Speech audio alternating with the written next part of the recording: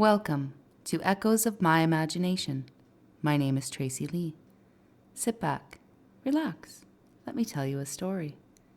Today's story is called Aravelle's Requiem, the Symphony of Soul.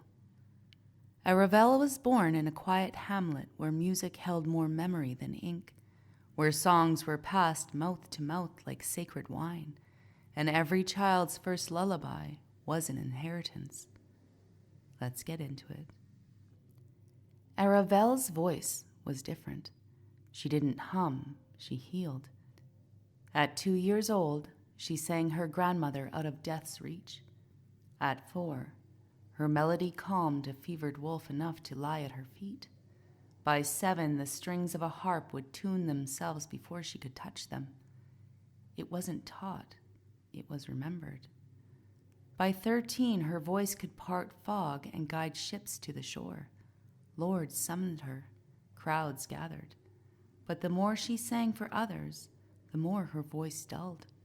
Until one evening upon the grandest stage in Tristane, her voice failed entirely. A single note, half formed, then silence. They called it punishment for pride. She called it loss. She retreated into solitude, to a moss-covered abbey once used by the Order of the Silent Muse. There she studied how sound carved memory into wood, how stones sang when wet with rain, how silence shaped music as much as any note. She learned to listen.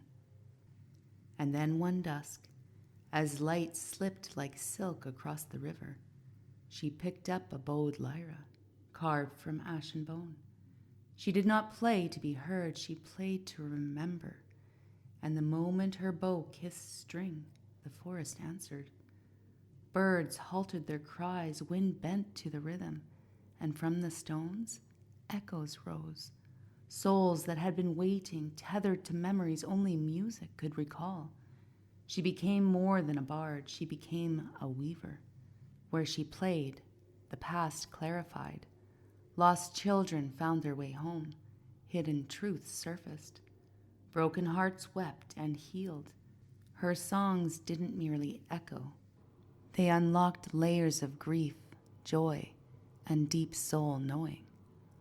All of it lay dormant in her audience until she drew it forward with sound. Aravelle never chased fame again. Instead, she wandered barefoot across forgotten lands, her lyra slung across her back like a second spine.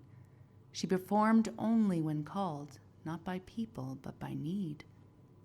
And when she died, softly, beneath a silver birch with the final notes still quivering on her lips, a wild bloom of unknown flowers covered her grave, and a song only animals could hear hung in the air for 7 days and nights. To this day, her lyra remains untouched in the abbey, strung with threads of moonlight, waiting for the next soul who can remember how to listen beyond the veil of sound, because music, at its root, is not performance, it is remembrance. And that's it for today. Thank you for joining me for Echoes of My Imagination. My name is Tracy Lee. Don't forget to subscribe, share, like, and follow, and I'll catch you next time.